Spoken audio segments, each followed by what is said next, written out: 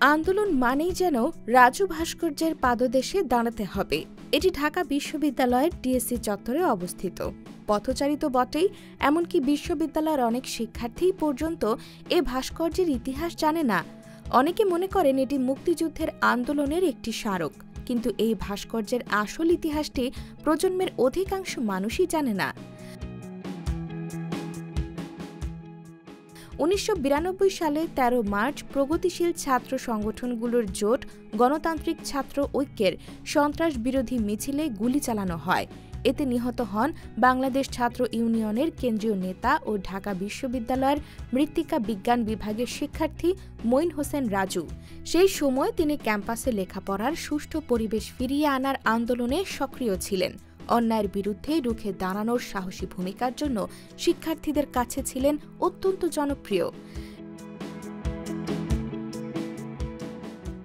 রাজু শুধু একজন ছাত্রনেতাই ছিলেন না, তিনি ছিলেন একজন স্বপ্নবান তরুণ, যিনি সাম্যবাদী সমাজের স্বপ্ন দেখতেন।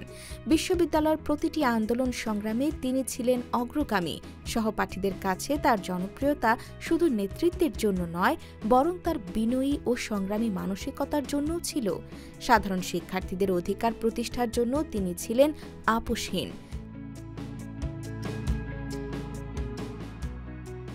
তার স্মরণে ১৯৯৭ সালের ১৭ সেপ্টেম্বর সন্ত্রাস বিরোধী রাজু স্মারক ভাস্কর্য নির্মিত হয়, যার নকশা করেন ভাস্কর শ্যামল চৌধুরী। ভাস্কর্যটিতে ৮ জনের অবয়ব ফুটিয়ে তোলা হয়েছে, যা ঐক্যবদ্ধ ছাত্র সমাজের প্রতীক।